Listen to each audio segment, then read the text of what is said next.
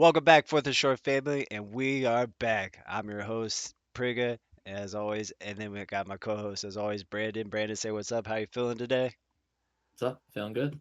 All right, so today we're doing another episode of Top Three. But before we go any further, I just want to say thank you for all the love, support everybody has shown us, all the comments, views, likes, all that, and thanks for the feedback and all that. So let's just get straight into it. Y'all already know what it is on Top Three. We got three subjects today we're going to go through for news in the NFL. So the first thing we're going to talk about is the Stefon Diggs situation and the lot of stuff he has going on. So, as everybody probably has seen, Stefon Diggs is dating Cardi B, a rapper who used to date Offset, and they had a little thing outside of NFL personal stuff. And then there was a video of Stefon Diggs that came out where he was with other women, not my prerogative, but it says life. And there was baggies of substance in hands being passed around, and at the end of the day, nobody really knows what it was. We all have our guesses and assumptions, but nobody knows what it is. And it's probably not as bad as people think, to be honest with you. They're having fun on a boat, a yacht, whatever it is, having a good time. Whatever, do you? And then there was other stuff that came out about the Patriots talking about releasing Stefon Diggs. Now I'm reading right here. It says Patriots have no plans to release Stefon Diggs after controversial yacht video, which is cool because, as we all know, the Patriots do not have the strongest receiving core. Even after Stefon Diggs' injury last year, he at 70% is way better than anybody else they have over there in New England. Even though I like Keyshawn Booty out there, I do like him. Um, anyways, with that being said, I just want your opinion on Stefon Diggs, Brandon, about just like what we know of his past, about all the controversy surrounding him out in New England and all that stuff, about what's going on. So just give me your thoughts on the whole Stefon Diggs situation he has going on out there. I just want to make it noted. I don't know too much about the whole on a boat situation, but I can tell you based on past incidences with players on boats, it never ends well. But anyways, um, I know, right? Ask Odell I how that think went. that was the omen. Um, I think that knowing his past, this doesn't shock me. He has a pretty bad history of being very disruptive on the team. The second he doesn't get his way, he becomes very diva like. When everything is going fine, he's fine. It happened in Minnesota. He was fine until he wasn't. And then he acted like a massive diva and bitched about everything. And they shipped his ass Hmm. out to Buffalo. Granted, Buffalo needed him more at that point. Adam Thielen had already broken out in Minnesota, and they were well on their way to getting Justin Jefferson. So there was no reason to keep Diggs. But the Buffalo needed him more.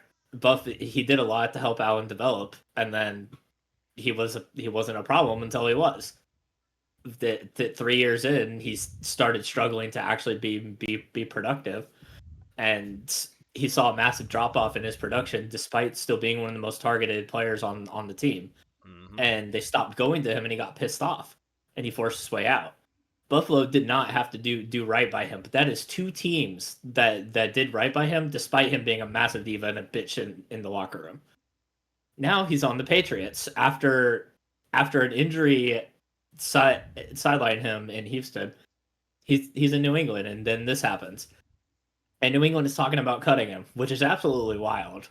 Because whatever the fuck New England fielded last year as a wide receiver, Diggs at 60% is better than that. Yeah. So it's absolutely wild that the Patriots are even considering cutting him. Right. Whether it's I a rumor or not, that's kind of one can argue that that's a big time bluff, but I think it's crazy that it's even like floating around. yeah. I don't think they could get rid of him, especially given the contract they just gave him, and to just eat that. Yeah, right here. They I intend to pay him the 3 year, $69 million contract. That, you know how much dead cap they would have to eat for that? Like that would just Yeah, but destroy their future, especially with a young quarterback in Drake May. well, if they ate it all in 1 year, it wouldn't matter. Right, right. But still, that would just it would just put them further behind than what they already are. You know what I mean? It's not like they're Yeah, in I the mean, greatest they're not position. really going to be doing anything this year anyway, but that's besides the point. No, they Um, won't. But and I think I think a lot of this, the storyline is coming out, is a play off of what has happened in his past. So I think a lot of people are going off of that. Also, they know what kind of baggage comes with Stefon Diggs, with the inside the locker room issues, and just like what if, let's say, what if that yacht video never came out? Would we still be having this type of conversation about Diggs? Because you know that um, everybody kind of yeah, heard that. we probably would eventually. He always finds a way to get himself in the media. Come on. Well, yes, true, but it seems like every time he goes to a new place, that first year is a good year, and then it starts falling off. But it seems like everywhere he goes that first year, he's good, all that, and then it goes downhill and stuff like that. Houston was going well. I think Houston was looking good until he got hurt, and then it kind of went downhill from there. The Bills first 2 years looking great, and then it went downhill. Minnesota the first 2 years great, went downhill. So I think next year, I think put all the off-field stuff aside, I think he has a good season. I think he has a resurgent season, especially with Drake May. I think he moves Drake May very well along in his learning and abilities and all that. Well, yeah, if what he did for Josh Allen is any indication, he's going to do a fuck ton of help Hmm. for May because if anything, he's going to give May a safety blanket. That's what he was for Josh Allen, and Hmm. it made it even better for Josh Allen that Josh Allen had a cannon, and that was Diggs' specialty was going deep. Hmm. He was really good at going deep, so that helped Allen develop much better downfield accuracy. And people forget it's not like Diggs isn't talented. Diggs can play. Diggs, prime Diggs was easily a top 10 wide receiver. Yep. I maybe I'd argue maybe in his absolute peak he could have busted into the top five. You could argue I mean, top five. I don't think he was, but you could yeah, definitely argue it. yeah, I think that there's definitely an argument to be made that there are other wide receivers that would be over him, but I think that you'd be hard pressed to say he wasn't a top 10 wide receiver at his true peak though. Well, Like that he was really good. that's why after last year tearing his ACL, he comes back and still gets a 3 year, $69 million Yeah, contract given with New England, who you have to spend money. Every NFL team, you have yeah. to spend Well, money. I think that, to be fair, to lend some credence to this, New England is kind of in a position where they're not going to do anything anyway. They have a lot of money. They can afford to have a throwaway season.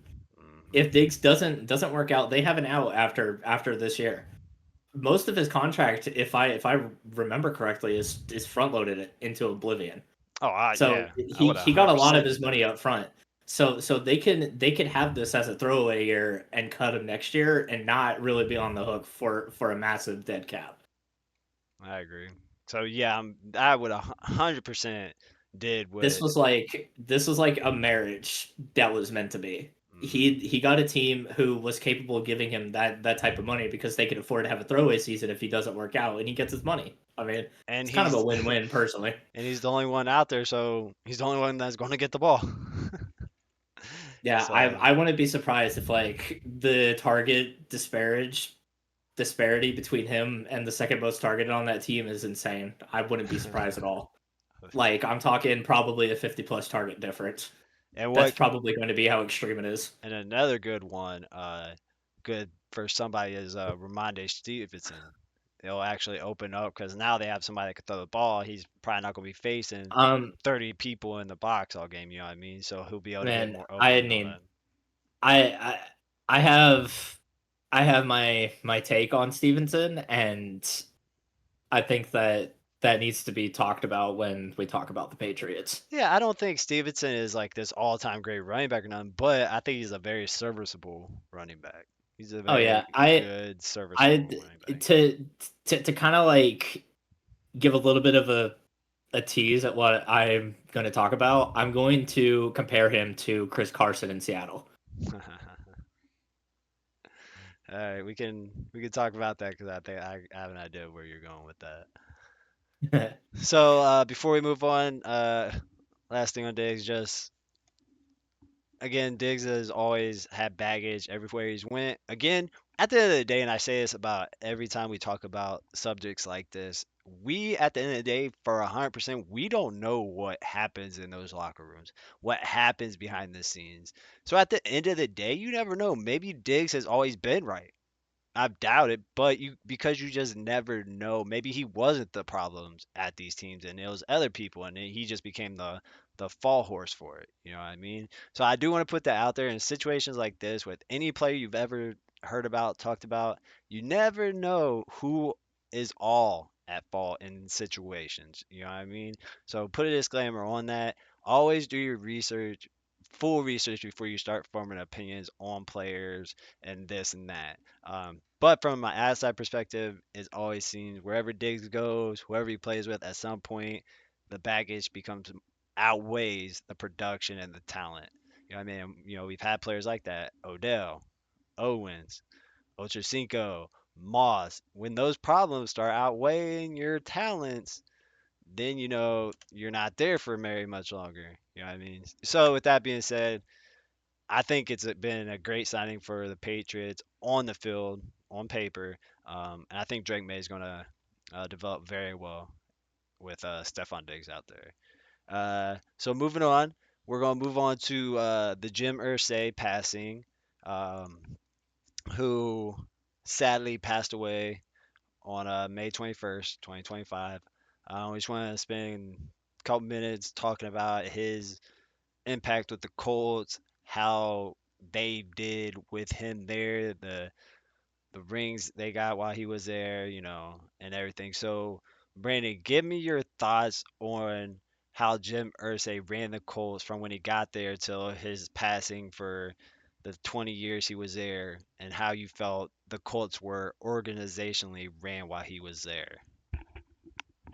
Uh, so he was the owner of the team uh from '97 to the time he passed, and a lot of people you can make a big argument that he fumbled the absolute fuck out of the Luck era, but it's kind of ridiculous how recency bias works. People are entirely forgetting the Peyton Manning era. Hmm. He consistently was fielding Super Bowl contending teams. Year in, It year out. it it, it helps that the second that the second greatest quarterback to ever play the game was on your offense. But the fact that even in the years where they weren't in the Super Bowl, they were like how the Patriots were. They were always in the mix. There was never a year outside of the injury year where the Colts were completely out of it. Hmm. Until once Peyton Manning broke out, though, his first couple of years were incredibly rough. Yeah, well, them But teams weren't the best either. yeah, the way that like the way he ran the team, definitely people can have their criticism of it, but at the end of the day, he's had the Colts consistently as a good franchise. It's only been since Luck retired, really, outside of the Peyton Manning injury year, that they've been shit. Well, just They think, haven't really been able to return to that form, and you can much argue if it is the GM's fault more than Irsay's yeah, at this point. I feel like he let the GM and the coach actually do their jobs, and he kind of just stayed back until needed to come forward. And I was just thinking, like, imagine if the Tom Brady and Patriots era never happened. Just how many Super Bowls do you think Manning would have had? The man had what, five Imagine MVPs? Imagine, imagine Rivers probably has a ring. Drew Brees might have a few actually. Big Ben probably got four. I'm only saying Drew Brees just simply because of the fact that I think that Brady didn't Brady beat him in the playoffs when he was in Tampa, I'm not 100% off the top of my head with that one. but Patrick Mahomes would have more because, well, it's very hard to argue that in a different timeline the Chiefs don't still do what they did in 2018. Like, I mean, yeah, Big Ben would have multiple. Peyton Manning probably has three or four. Big Ben probably has three or four. Matt Ryan has one. Rivers probably has one. dudes that we look at as fringe Hall of Famers are probably first ballot guys Oh, without very Tom easy, Brady. very easy. Yeah, Tom a lot of he's really skewed the perception of how people view winning, and I think that that is going to be a very lasting effect. There's a whole generation of people who watch Tom Brady from start to finish, and they genuinely think that a quarterback takes less money. That's all it takes. They don't understand what it actually takes, Hmm. and even Peyton. I can't speak on whether Peyton Manning was always taking pay cuts as well. I can't speak on that. I don't know. I wasn't paying attention outside of my team for the longest time. It wasn't until like 2015 that I really started paying attention to everybody. But and that was the year the Broncos won the Super Bowl with Manning. So Hmm. I can't really speak on the salary cap situations on a year to year basis during the Peyton Manning era in Indy, but people can criticize or say all they want. He sat back and let the coach and GM do their job.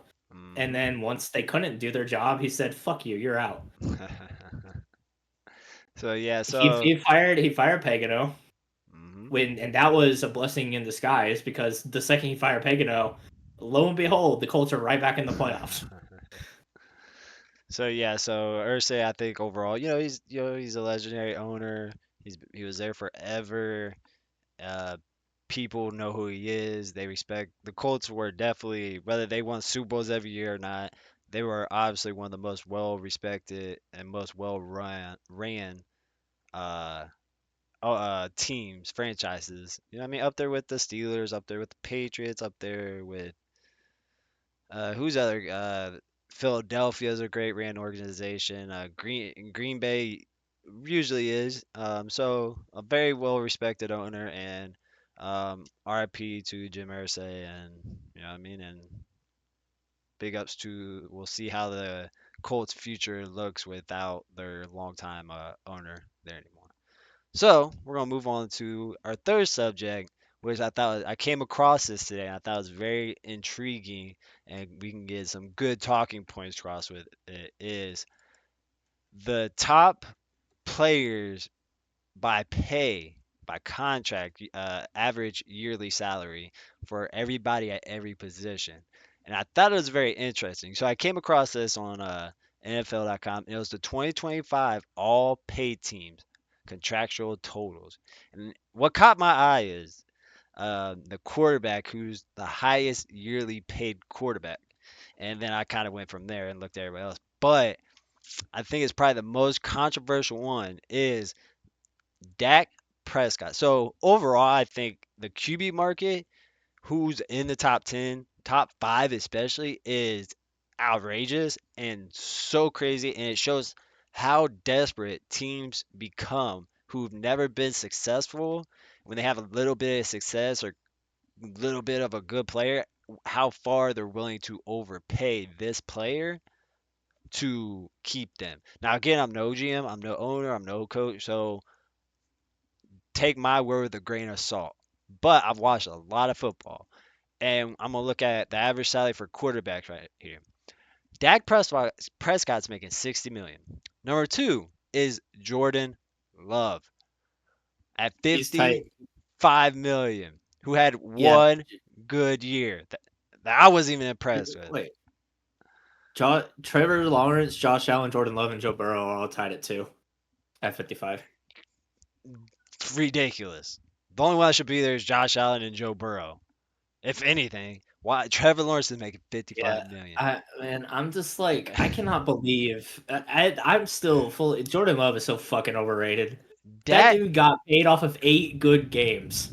Like seriously, and he shit the bed in the playoffs again right after getting paid. Like he has not looked like anywhere near what his contract is worth. You know who's 15th?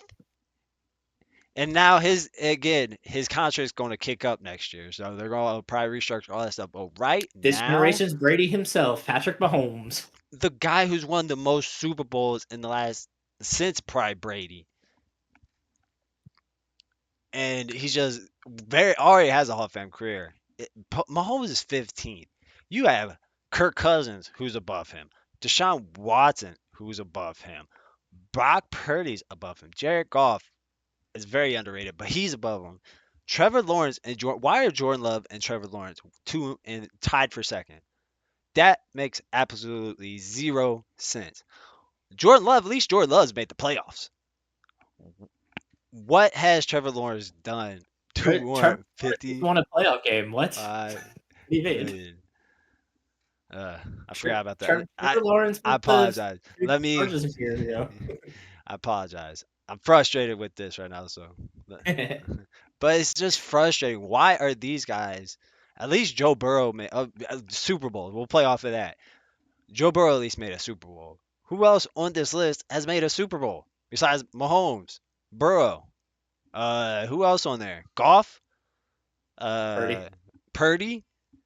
Like four quarterbacks. Um, Jalen Hurts. He's at 11. That's what I'm saying. All these quarterbacks, two of them are outside the top 10. Yeah, and Stafford at 16. Stafford's at 16, but at least his age, at least you can argue he's older, so that's why his pays down. But that's just the QB market is ridiculous, I bro. Okay, I'm gonna give a little bit of my devil's advocate, kind of like as a football fan, not as a fan of any of the teams, as a fan of the sport. Winning is hard, True. and when you think you have your guy, you do what you got to lock him up. Otherwise, another team is gonna do it for you. Like the fear of losing your potential star in the making and another team scooping him up and making him just that instead of you is very real in the NFL. Not it's not often a generational talent like Tom Brady, Peyton Manning, Big Ben, fucking Patrick Mahomes falls into your lap. Like True. that doesn't happen every year. And I But Lamar Jackson, Josh Allen, like those are like generationally defining players, and I and they don't fall in your lap every year. Like those are like a once in like every half decade type of player. yes, I get that. But teams aside, my first point would be teams aside, don't even look who they are, like Jacksonville, Green Bay, Detroit, all of them. As just a player himself, what did Trevor Lawrence do to warrant that money? What has Jordan Love done to warrant that money? Even Tua to a point. What has Tua done I to warrant that amount of money? Yeah, I I mean I've already spoken to you about my opinion on Lawrence, but I do agree. I don't think he's done enough to earn what he's making. Not at However, all. it's like I said, you do what you have to lock up the guy who you think is your future. I So, mean, it's because Pete, it's such a volatile sport. so that's my If go it's ahead. so hard to find the guy. So that's my second point right there. Now you look at the team that's draft they're with. We'll say Jacksonville, Miami, Detroit, San Francisco, Chargers. Those teams outside of like their all-time great quarterbacks, like out in Jacksonville, or we'll say like 49ers had Montana in the past.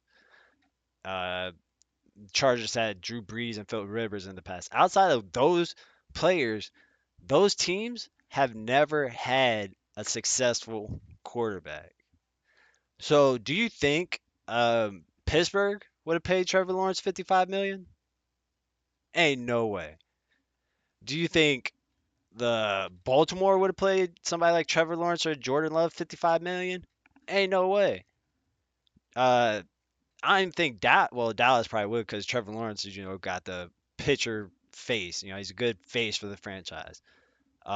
Even Cincinnati, they barely wanted to play Burrow because they never paid people, but they knew what they knew they had to. Um, Miami has never had really that quarterback. So when they finally get one, we have to latch onto him. So Well, at least since Marino. I mean, for real.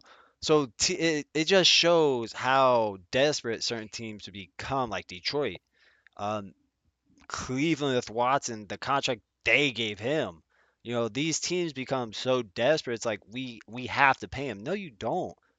You can find somebody else. If Trent Dilfer made a Super Bowl, Kerry Collins made a Super Bowl. I mean, do not tell me. Now again, it's a different era. I get that. but you can like there's you don't have to pay some of these players that type of money because guess what? You can't afford nobody else. Who can Dallas afford? Nobody. Who can Miami afford? Why do you think Miami's trying to trade Jalen Ramsey and all this other stuff? They can't afford anybody because they're paying Tua to 53 million a year to have concussions, to get concussed and out. Even the Chargers, I think Herbert's overrated. I don't think he's 52 million. I think he's overrated. Now I think he'll be better with Harbaugh out there, but I've watched this guy.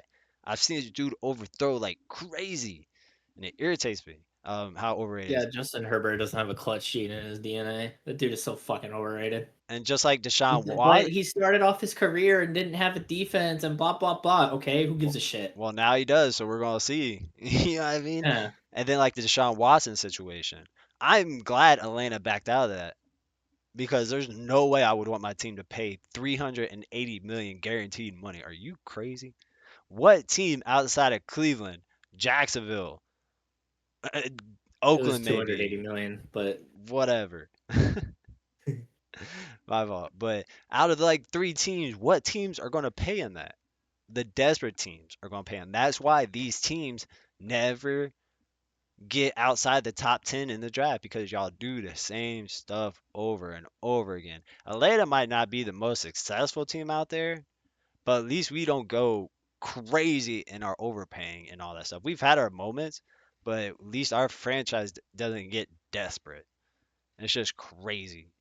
The Kirk Cousins one was it kind of fell through, but at least it had some promise to it. You know what I mean? We weren't desperately going after something. We didn't pay him 55 million. We didn't pay him 280 guaranteed. You know, we didn't pay him all this guaranteed money that all these other quarterbacks are playing. So it's just crazy to see some of these paying 60 million for Dak. I like Dak. I'm more high on Dak than most people. But 60 million is crazy. He should not be the highest paid quarterback. That's my opinion though. Again, I'm not no coach or GM, so we're going to run through running backs real quick, which makes more sense. You know, you got Saquon, the highest paid, should be. McCaffrey, who's number two at 19. Cool with that because outside the injuries, you know, he probably is the best running back in the league outside of injuries. You could argue it. Then Derrick Henry at 15. That's probably an underpayment. Jonathan Taylor at 14, which you know he's top five running back when healthy. Uh, that was a tag, by the way, wasn't it? I think so. I think so. Yeah, the disrespect. Jesus. Alvin Kamara, who at one point was definitely worth a fifth spot, but the Saints, we don't know what they're doing.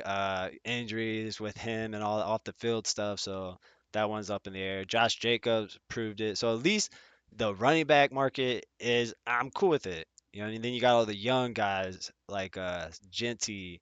You still got Bijan, who's only at 5 million, which he's going to need pay when his contract's up.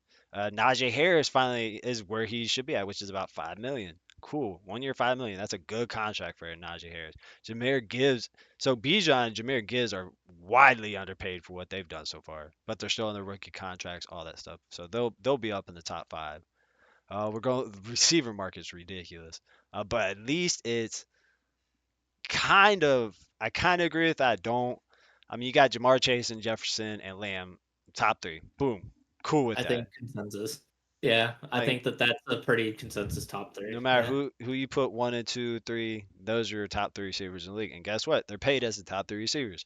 That makes sense. Decaf, people are in, people are out on him, but I think he's earned it. Whether you, no matter where Oh you have him God. ranked, no matter where you have him I ranked. don't think he's worth wide receiver one money. Well, we're gonna find out in Pittsburgh. I don't know who's gonna throw to him, but you got, and then Amon Ra is fifth. Cool. I'm cool with that top five right there. I am cool with that. Okay, Wait, who would you no, switch AJ out? Brown. AJ Brown is fifth. Amon Ra is 2 million under him. No, I forgot the button. My fault, y'all. There we go. That makes sense now. Yeah. So AJ Brown is fifth, and Amon Ra's Yeah, sixth. Okay, there we go. and I mean Forgot it's to not hit a the massive button. disparity, but yeah. So yeah, AJ, right there. That's a cool. I'm cool with that top five. That top five makes sense whether you like DKF, DK, or AJ, whoever you like.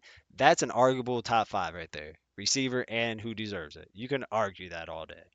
So I'm cool with that. Then you got people who are underrated and Scary Terry McLaurin only at 22 million. That's a He's a little underpaid if you ask me. Mike Evans down here. At least the receiver market makes sense. We'll look at tight ends real quick. Um, Tight ends are probably about what it should be. You got Kittle one, McBride number two, who probably is just because all the other tight ends are getting older. McBride might be the best tight end in the league at the moment. You could argue it just based on Kittle getting old, Kelsey's getting old, Hawkinson's not getting any younger, I believe Andrews, Kittle was fucking 30. That's right? crazy. So you could probably argue McBride. It's probably McBride, Hawkinson, Kittle, Kelsey, and then Andrews. But then you got Komet, Njoku. But at least that makes sense. A Then complete joke that Noah Fant is making 10.5 million. Laughable. and Making then 10.5 million to be completely vacant and ghosts the fuck out of the offense. so I just wanted to point out just how bad the QB market is, just in general. When you're top, when Jordan Love and Trevor Lawrence are top three, is crazy. I don't care if the rest are tied. They have Jordan Love and Lawrence above Burrow and Allen. Even though they make the same, they have them up above. It's crazy. That should not be the average salary. That's nuts. Then you got Jaden Daniels down here at 24. He's gonna get paid. He's gonna get paid, boy. But yeah, so there's my personal rant. Anything you want to say on the pay scales with all these players and stuff before we get out of Um, here? I mean, we'll just touch up on what I said about the quarterbacks. It's you got to do what you got to do to lock up your guy. I mean, you don't do what another team is, and you don't. A lot of teams get stuck on that quarterback carousel. I mean, the Browns for the last 20 plus years have been that way. I That agree. and yet they've got themselves stuck there again. Like Hmm. they finally had their guy, and then they ran him out of town because they're dumb fucks. Yep. You got to lock up your guy. I mean, it's unfortunately how the quarterback market works, and it's just whoever is up next to get a deal gets the most money. And sometimes it's not even the organization's fault. I get that, but it's just like there's a reason why teams like Jacksonville, Miami, Cleveland, Arizona, Raiders, Jets, Giants, Carolina. There's a reason all these teams are drafting in the top 5 to top 10 year in and year out. Seriously, every year you watch the draft, it's like the same 5 teams are in the top 5 and the same 10 are in the top 10, no matter where they're at in the top 10, between 1 and 9. They're always the same teams. It never changes. Every once in a while, you get a random team in there, like maybe Minnesota or maybe Atlanta every once in a while. Maybe every once in a while the Colts, even Seattle every once in a blue moon. It's just crazy how every year the same teams are drafting top 10 and the same teams are drafting 25 to 32. It's just it shows like how different, how bad some organizations are ran and get desperate, and just how good some organizations are ran. Um, but yeah, that's my little spill in it. 60 million is crazy for Dak. Also, the fact that Mahomes is 15th and Hurts is outside the top 10, who had both of them have been to Super Bowls and won Super Bowls, and they're not even top 10. It shows you who wants to win as a player and who only cares about money. So, with that being said, that's the end of that episode. Good talks as always. I feel like we got a lot out. As always, thank you so much for everybody watching. Like, subscribe, follow, share, give us some comments, some feedback, all that stuff. Show us some love. Let us know what you think of everything. If you have any ideas, please let us know. Brandon, anything else you want to say before we get out of here? I think we lost him again like last episode. No, I said no. I'm good. You didn't hear Uh, it? no, we lost. I don't think we heard you. But we're gonna get No. out of here. That's the end of the top three. Ended up for the short for the day. We're out.